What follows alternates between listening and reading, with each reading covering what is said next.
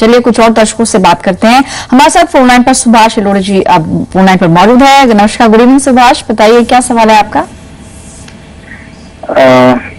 Sir मेरा एक सवाल है जी। कि मैंने एक एजुकेशन लोन अवेल किया है और एजुकेशन लोन जो है एमबीए के लिए जाता 2 इयर्स के लिए। Okay. After completion of MBA ये 1 ईयर के बाद मैंने इंस्टॉलमेंट पे करना स्टार्ट कर दिया। ऑलराइट। ओके। और जब मैंने डॉक्यूमेंट साइन किया था उस टाइम में मुझे ईएमआई जो है 5775 ओके। मतलब 5700 जो कुछ उतना बोल रहे थे। ठीक है। और जब मैंने एक्चुअली ईएमआई पे स्टार्ट कर दिया उसमें 12,000 बोल रहे थे वो। ओके, ईएमआई आपकी जंप हो गई है। आपने बैंक से इस बारे में बात करी और पहले बताइए आपने कहाँ से लोन लिया था ये? मैं bank of Maharashtra. Okay, bank of Maharashtra से लिया था और जैसे आपने बताया 2010 में 2 साल एमबीए आपने जब किया है तब आपने ये 5775 की ईएमआई थी, लेकिन क्योंकि आपने कंप्लीशन करने के बाद पढ़ाई का उसके बाद पे करना शुरू किया, ईएमआई में काफी भारी जंप है, ऑलमोस्ट डबल ही हो गई है, 6,000 से सीधे 12,000। एक्सपर्ट से जानते हैं कि ऐसा क्यों हुआ और आपके एग्रीमेंट में एग्जैक्टली क्या होना चाहिए था। बलवंत साहब, जैसा कि सुभाष ने बताया 5775 ईएमआई डॉक्यूमेंट्स में लिखी थी, लेकिन जब उन्होंने एक्चुअली पे करना शुरू किया पढ़ाई के बाद तो ईएमआई में काफी ज्यादा डिफरेंस देखने को मिल रहा है।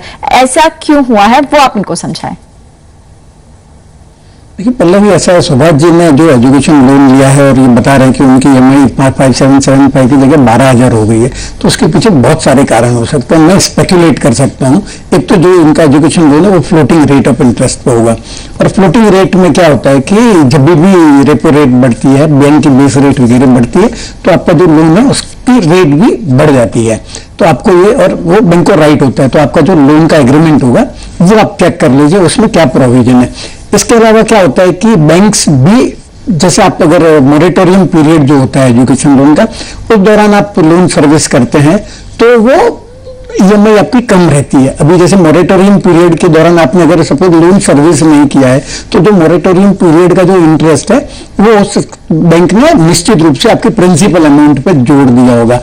तो इंटरेस्ट जोड़ने के बाद में ये आपकी ईएमआई रीवर्क हुई है, मतलब जो आपने ओरिजिनल एजुकेशन लोन लिया है और जो मॉरेटोरियम पीरियड का जो इंटरेस्ट है वो दोनों जोड़ने के बाद में जब आपने रीपेमेंट शुरू किया तो नई ईएमआई वर्कआउट की होगी। और मेरे को लगता है यही कारण हो सकता है आपका ये जो इंटरेस्ट ऐड हो गया प्रिंसिपल में। फिर भी आप जाके बैंक मैनेजर को अप्रोच कर दीजिए और उनसे आप समझ लीजिए कि ये वर्किंग कैसे 5775 से बढ़ के 12,000 कैसे हो गए, और मेरे को आपका ये जो लोन का शेड्यूल दे दीजिए, तो आप उसको एक्सेल में भी डाल के चेक कर सकते हैं कि ये जो रेट ऑफ इंटरेस्ट वगैरह वो बराबर है, और ये जो वर्किंग है जो जितने टेन्योर के लिए आपने लोन लिया है उसके हिसाब से 12,000 की ईएमआई आनी चाहिए या नहीं आनी चाहिए। कोई रॉकेट साइंस नहीं है, आप किसी और से भी मदद लेके ये वेरीफाई करवा सकते हैं। ठीक है, तो चलिए सुभाष, उम्मीद है कि जिस तरह से बलवंत साहब ने बताया है सिंपल वर्ड्स में आपको थोड़ा सा क्लैरिटी यहाँ पर मिली होगी, लेकिन फिर भी जैसा हमारी एक्सपर्ट की भाई राय है कि आप अपने बैंक मैनेजर से जरूर बात करें और उनसे आप एक्सेल शीट में, या जैसे कि हमारे एक्सपर्ट बता रहे हैं, आप उनसे